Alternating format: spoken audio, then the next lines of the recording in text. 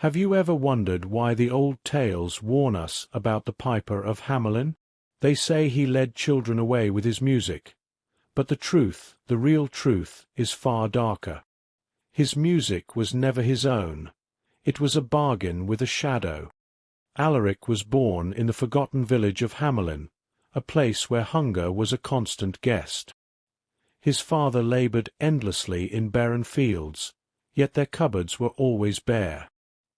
His mother was long gone, leaving only the ghost of her songs in her children's memories.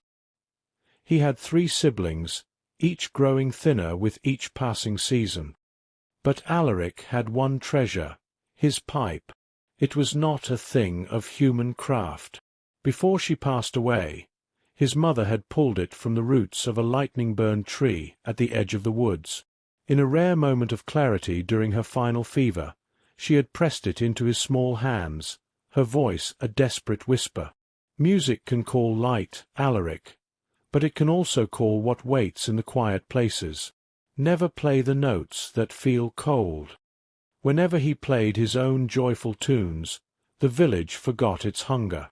Children twirled in the dust, elders clapped, and for a fleeting hour, despair loosened its grip. The children and the poor adored him for this brief joy, but the wealthy merchants and village elders watched with narrow eyes, whispering that such power was not of this earth. People said his pipe was special. They didn't know how true and how heavy that gift would become. One afternoon, as Alaric dreamed of faraway lands, a radiant figure appeared before him, a being of light. Its glow was dazzling, its voice like a soothing melody. "Your music is wasted here," it said. "I can make you great, heard across kingdoms. All you must do is play the tunes I give you.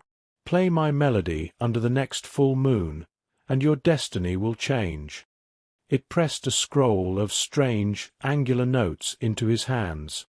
That night, Alaric dreamed of his mother. Her face was weary, her voice more desperate than he'd ever heard it. "Do not trust the light. Do not play its song. It is not what it seems." When the moon rose full, Alaric remembered her words. He did not play. Weeks passed. Then tragedy struck. His youngest brother fell critically ill. His body weakened due to the fever. His breathing became shallow. His father wept. He had no coin for doctors. That night, the being returned, its eyes holding a piercing gleam. "See how inaction punishes you. Play my song, and paths will clear. You will not lose him." Torn apart, Alaric gave in. Under the next full moon, he lifted the pipe and played the unfamiliar tune. The sound was unlike anything he'd ever made, a melody that seemed to echo from somewhere deep and forgotten. The very next day, a mysterious wealthy traveller arrived. Draped in fine clothes, he claimed he had heard Alaric's midnight music, and it had moved him deeply. Without hesitation, the man paid for physicians and medicines. Within days, the boy was on the mend. The village hailed Alaric as touched by fortune. But Alaric knew the truth. The being's hand was behind it. The change had begun. Soon, small wonders followed. The family's meagre crops grew inexplicably richer than their neighbours. A cut on Alaric's hand sealed itself overnight. Strangers seemed captivated by him even when his pipe was still. But his dreams grew troubled. He saw children moving in unison to a terrible rhythm, a crowd bowing to him with expressions of profound sorrow. From that night onward, the being returned with endless melodies, each one more complex, more intoxicating than the last. Hey, if you're enjoying this story, make sure to hit the like button and subscribe. And don't forget to turn on notifications so you never miss the next story. When Alaric played, people could no longer sit still. They danced. At first it was joyful, laughter bubbling as bodies spun. But joy turned to something else. Their feet moved even when they wished to stop. Faces were fixed in grins though tears streaked their cheeks. His fame soared. Kings summoned him. Nobles showered him with gold. In a grand city, a rival minstrel, consumed by jealousy, challenged him to a musical duel. As Alaric played the being's tune, the minstrel's body began to move against his will, contorting strangely until he collapsed on the cobblestones. The crowd, horrified, called it a duel of fates, and Alaric was forced to flee. Still, crowds worshipped him as more than a man, but a channel for something divine. He took a wife, a beautiful woman who called him her golden star. His siblings stood proudly at his side. Even his weary father smiled again. Alaric, drunk on adoration, believed he had won. But whispers began to spread. Those who heard his songs spoke of identical nightmares. They dreamed of being forced to move to a rhythm they could not escape. The dreams bled into daylight. Farmers wandered fields in trances, feet moving to unheard music. A merchant woke to find himself miles away, shoes worn through, mind blank. Nobles in gilded halls seemed trapped in invisible dances, their minds unravelling. One queen, mid-celebration, fell and did not rise. His wife grew pale and restless. She confessed that figures of gloom visited her in her sleep, whispering promises and warnings. One night, in a fit of terror, she tried to destroy the pipe in the hearth. The flames recoiled from the wood, and it left dark marks upon her palms. She fled into the night, their children in her arms, leaving only a cry of despair echoing behind her. When Alaric tried to stop performing, the being appeared, furious. "You are bound to me. Play." And Alaric, trembling and alone, obeyed. One night, broken and haunted, Alaric demanded answers. He followed the being deeper into a dream, until the figure's shining form shifted. Its light dimmed to a deep grey. Its form stretched. Its mouth widened into a sharp, knowing grin. "I am no angel," it hissed. "I am the musician from below. I was once a man, as you are, bound by the pipe before you. Through your pipe I open the way. Each note sustains us. Each song lets my kind step into your listeners, until they are part of the symphony. The instrument is eternal. When you are spent, it will simply find a new, yearning heart." Alaric woke in a cold sweat. The world turned on him. Fans spat curses. Kings barred their gates. He was an outcast. He returned to Hamelin, a hollow man. The town was desperate, suffering under a terrible infestation of rats. The mayor, recognizing the fallen piper, made a desperate offer, a fortune in gold to rid them of the vermin. Seeing a chance for redemption, or perhaps just a final payment, Alaric agreed. He played a driving, piercing tune that called the rats from every cellar and sewer.